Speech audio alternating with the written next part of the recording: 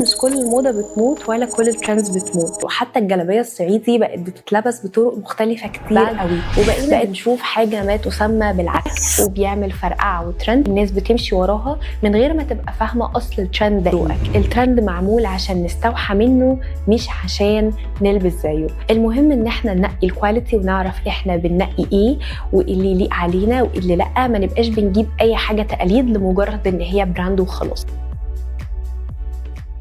بدأنا حلقتنا المرة اللي فاتت برحلة عبر الزمن عرفنا فيها الموضة بدأت ازاي ومين بدأها وازاي بقى فيه ترندز وازاي بقى فيه فاشن ستايلز. بس الحقيقة ان مش كل الموضة بتموت ولا كل الترندز بتموت، هي فكرة بدأت من زمان ولسه مكملة.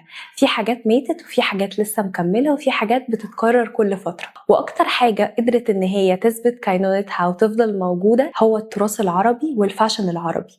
وهنبدأ دلوقتي رحلتنا في حلقة جديدة من كعب عالي، وهنعرف ازاي القفطان المغربي والجلابية الصعيدي فضلت محافظة على تراثها وتفضل موجودة لحد وقتنا ده. في سؤال دايما بسأله لنفسي، هو لبسنا دايما هو اللي بيعبر عن هويتنا، ولا ساعات ممكن نستوحى هوية من مكان تاني ونطبقها علينا؟ الحقيقة ان القفطان المغربي والجلابية الخليجي وحتى الجلابية الصعيدي بقت بتتلبس بطرق مختلفة كتير قوي، بقت مودرنايزد وبقت مستوحاة من أماكن حول العالم كله، وبقى فيه عليها تاتشز وأدبس ليها ما كانتش موجودة زمان دلوقتي بقت موجودة. ومن القفطان المغربي للجينز اللي بقى في كل حتة في العالم بقى فيه فكر مختلف للشباب دلوقتي، وإزاي بيقدر إن هو يبرز تراثه بس في نفس الوقت يستوحى حاجات من بره ويقدر ان هو يحطها على تراث بلده علشان يبقى فيه كرياتيفيتي وفن محطوط لتراثه الموجود. تعالوا نرجع خطوة لورا، قبل ما يكون فيه ترندز وفلاتر، وقبل ما يكون فيه سوشيال ميديا، وقبل حتى ما يكون الستايل هو مصدر شهرة لناس كتير. زمان كان الستايل مش بنفس الفكر اللي موجود عليه دلوقتي.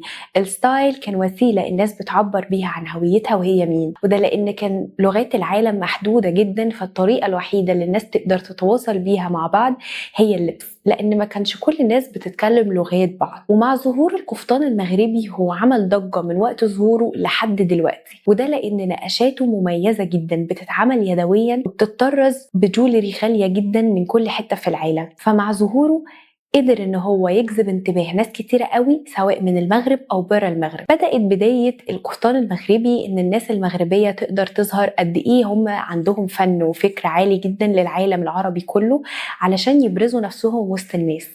بس الحقيقة ان فكرهم ده فضل مكمل لحد دلوقتي. اغلب التراث من اللبس والفساتين والديزاينز اللي كانت بتتعمل زمان بقت مودرنايز جدا واتغيرت عن زمان، انما القفطان فضل محافظ على هويته واصالته لحد وقتنا هذا، وبيتعمل بنفس نقشته ونفس زخرفته مع اختلاف الالوان والديزاينرز. ولانه حاجة عريقة جدا بتعبر قد ايه اللي لابسه ده هو من طبقة غنية جدا في المجتمع، وده لانه بيبقى اغلب الوقت مضاف لمجوهرات غاليه جدا، بقينا بنشوفه على ريد كاربتس عالميه سواء مغاربه او غيرهم، لانه بقت وسيله الناس بتظهر بيها قد ايه هم عندهم ذوق في اللبس والفاشن. وبما اننا اتكلمنا عن الماضي والجلاليب والاصاله العربيه، ما ينفعش ننسى الجلابيه الخليجي ولا الجلابيه الصعيدي. كل واحده فيهم بتعبر عن هويه مختلفه وعن كل واحد بيلبس ازاي. في حاجات منها بقت مودرنايزد وحاجات تانية لا. العباية الخليجي هي شبه القفطان المغربي شوية، ولكن بقت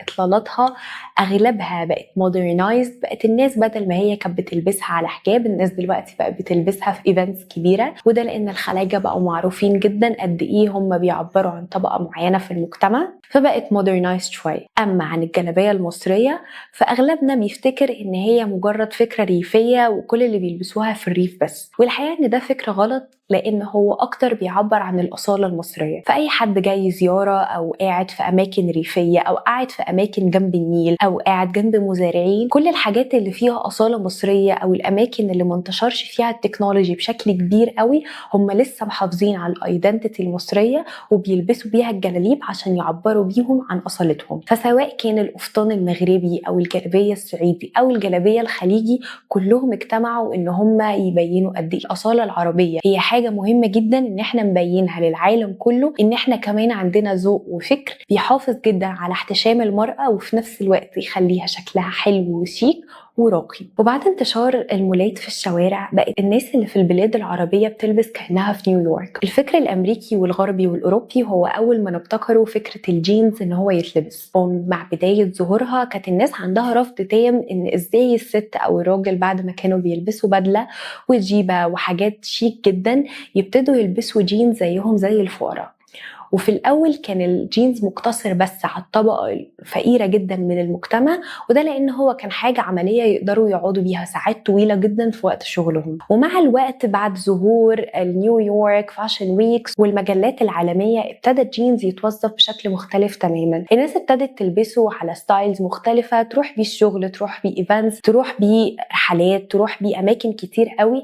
فبقى مع اختلاف طريقة ستايله بقى بيفرق هو هيبقى شيك ولا هيبقى شكلك مش حلو. وكل ده كان فكر غربي في الأول اترفض جدا من الفكر العربي، وبعد كده مع انتشار السوشيال ميديا قربت الأفكار لبعض، فبقى الشاب اللي موجود في مصر بقى بيلبس شبه الشاب اللي موجود في نيويورك. بس السؤال الأهم اللي كل واحد فينا محتاج يسأله، هو احنا بقينا بنلبس الترندز بس علشان نبقى بنقلد الغرب، ولا فعلا احنا عندنا هوية أو فكر فني معين عايزين نبرزه؟ الحقيقة ان ده بيختلف من واحد للتاني. في واحد بيلبس عشان يقلد بس، وحد تاني بيلبس عشان هو فعلا عنده رؤية، وحد تاني بيستلهم من الفكر الغربي طريقة فكرهم المختلفة في اللبس وطريقة الألوان والتطريز المختلفة شوية عن الفكر الأصيل العربي اللي بيبقى قائم على التطريز التقيل جدا والفساتين.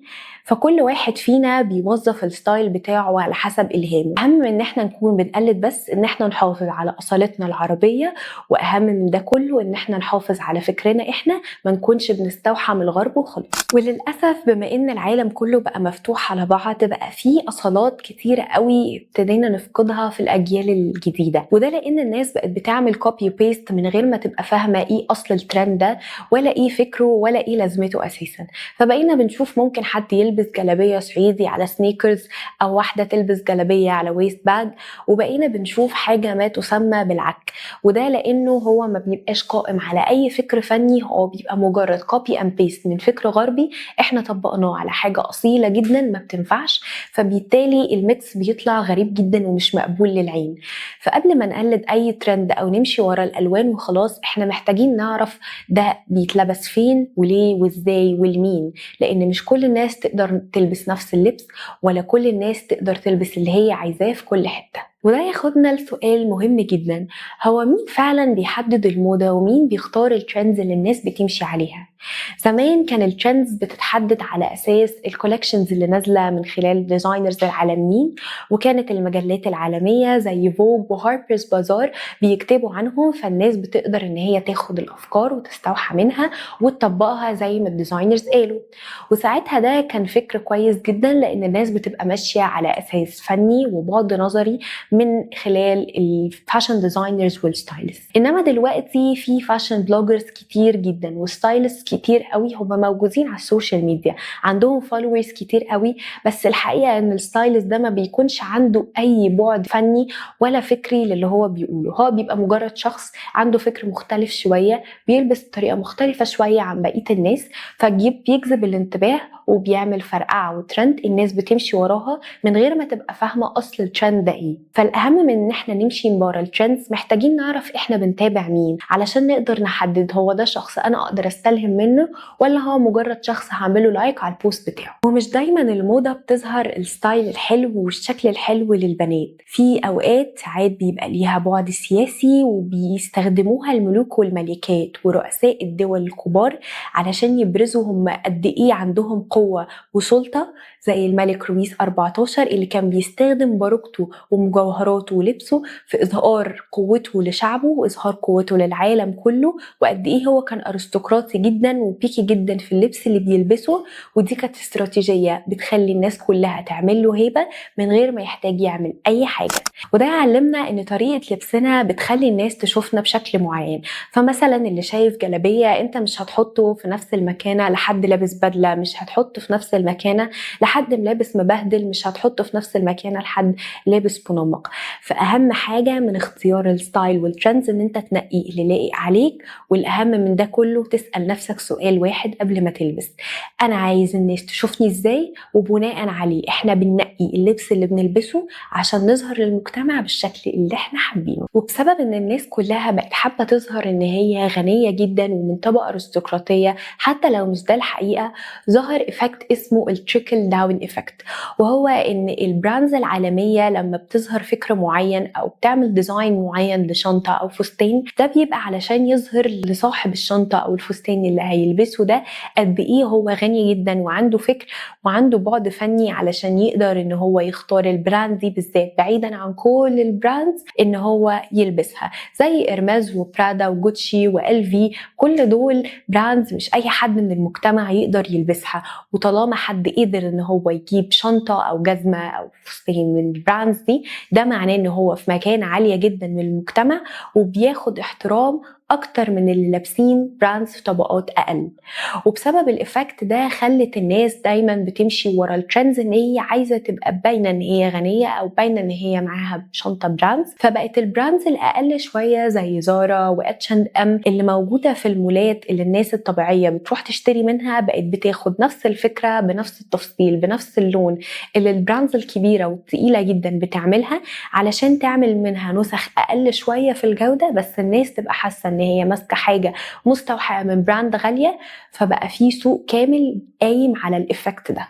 ومش دايما ان احنا نشتري من البراندز المستوحاة من براندز تانية عالمية بيبقى فكرة غلط. المهم ان احنا ننقي الكواليتي ونعرف احنا بننقي ايه وايه اللي يليق علينا وايه اللي لا. ما نبقاش بنجيب اي حاجة تقليد لمجرد ان هي براند وخلاص، لان اغلب الحاجات التقليد لما ما بتبقاش من براند اوثنتيك بتبان جدا انها تقليد، فبيعمل إفكت عكسي تماما. بدل ما كنا عايزين نظهر بالشكل الارستقراطي الفني اللي احنا نقدر ان احنا نجيب الشنطة الفلانية من البراند الفلاني، بيبان ان احنا ما عندناش ذوق وماشيين ورا الترندز وخلاص، لمجرد ان احنا عايزين نبان ان احنا ماسكين شنطة غالية وخلاص. ونيجي بقى للثمانينات والتسعينات. في الوقت ده كان حلم اي ديزاينر او ستايلست انه يقابل انا وينتر محررة مجلة فوج ماجازين، وده لان فوج من وقتها لحد وقتنا هذا هي مصدر الهام لديزاينرز كتير قوي، وهو السورس الاوحد والاكتر اوثنتسيتي بالنسبة للعالم كله في الترندز والالوان وايه قصات الشعر اللي يلبسوها وايه اللي يتليق مع ايه. وده لان انا في وقتها من ساعه ما بدات كانت بمثابه وزيره الثقافه، لان هي كانت بتاخد فكر وفن من الديزاينرز تنشره الناس بشكل مبسط جدا يبسطهم وفي نفس الوقت يعلمهم ازاي يلبسوا بالشكل الصح. ودي من اهم الحاجات اللي احنا نقدر ناخدها كسورس، ان احنا ما نمشيش بس مجرد ورا الترندز، نشوف ايه اللي فوق بيتقال ونمشي وراه وناخده كسورس في الاعتبار، لان الناس دي عندها فكر وفن وتعبوا سنين علشان يدرسوا الاندستري الكبيرة قوي دي، لان مش اي حد يقدر ان هو يليق مجرد لولين على بعض نقول عليه ستايلست. فزي ما اتكلمنا على البراندز والتقاليد، ظهور السوشيال ميديا برضو كانت من احد الاسباب الكبيره اللي الناس بقى عندها fear of missing out the brands، وان يتقال عليها ان انت مش لابس اللبس الفلاني او البراند الفلانيه فانت كده مش من طبقه كويسه او انت كده مش هتنال احترامنا. فخلينا ناخد فوج كمرجع لينا ازاي نقدر نلبس ونستايل لبسنا، لان مش دايما فوج هتلاقوها بتقول ان البراندز هي الصح. فوج دايما بتتكلم ان الستايل والالوان هي الاهم من ده. فاهم ان احنا نجري ورا فيك باجز وفيك ترندز، ان احنا نمشي ورا اوثنتسيتي علشان نقدر نبان بالطريقه اللي احنا فعلا حابينها. ودلوقتي لان اي حد بقى معاه كاميرا بياخد شوتس في اي حته من تليفونه، ممكن جدا الترندز يبقى طالع من حد ولا هو ستايلست ولا هو بلوجر ولا هو حتى ديزاينر، هو ممكن يبقى شخص عادي جدا بيلبس بره عن المألوف، نلاقي حد صوره صوره او نزله بقى ترند والناس كلها تتكلم عنه، فنلاقي فجأة الستايل اللي احنا كنا بنتكلم عليه سواء بطريقة او ان احنا مبهورين بيه نلاقيه فجأة على الرانواي. فالموضة اختلفت شوية من زمان عن دلوقتي، وده لان فكر الناس كلها اختلف. ما بقاش السورسز بتاعهم بس ماجازينز او الناس اللي ذو علم، هو كمان بقى اي حد عنده فكر مختلف ولو بسيط من غير ما يكون عنده اي اساس علمي ممكن يبقى مصدر ترند ويطلع على الرانواي. فالاهم بس من ان احنا نشوف ايه اللي نتابعه وايه اللي لا، نعرف هل ده حاجه هتناسبنا ولا لا. وبعد ما لفينا من كل الزوايا ورجعنا بالماضي وعرفنا أصل وأساس الترند، نرجع لسؤالنا الأهم: مين بيحدده ومين بيبقى وراه؟ الحقيقة إن دلوقتي في القرن 21 هو كل الناس ممكن تبقى سبب للترند، وكلنا بشكل ما أو بآخر بنبقى مشتركين فيه، سواء إحنا كنا بنلبس، سواء كنا انفلونسر، سواء بلوجرز، أو مجرد ناس عادية جدا. إحنا بقينا جزء من تكوين الترند، وده لأن السوشيال ميديا خلقت لكل واحد صوت يقدر يعبر بيها عن نفسه وفنه وفكره، فبقينا كلنا بنلهم من بعض. ممكن جدا نلاقي دلوقتي ديزاينر بياخد إلهامه من واحد عادي جدا بس يضيف عليه لمساته الفنية. فلو هنصحك نصيحة هو إن أنت تاخد الاستوحاء من السوشيال ميديا بس ما تمشيش وراها مشي أعمى. لازم يبقى أنت ليك طابعك الخاص من غير ما تكوبي اند بيست، تفضل محافظ على عراقتك وأصالتك علشان ما تفقدهاش، ومع الزمن تلاقي ان انت مجرد بتكوبي بيست وملكش ستايل او تتوه وسط الستايلز اللي كلها موجودة. لان دلوقتي بقى كل يوم بنشوف في ترند وستايل جديد، فلو مشينا ولا ترندز وبس مش هنخلص، وهنلاقي ان كل يوم محتاجين نغير ستايل لبسنا. فبناء على ستايل حياتك انت بتحدد انت هتلبس ايه وازاي. عشان ترضي ترند تلبس حاجة مش على ذوقك، الترند معمول عشان نستوحى منه مش عشان نلبس زيه. فأهم من كل ده إن احنا نحافظ على أصالتنا، ما نمشيش ورا الترندز وخلاص.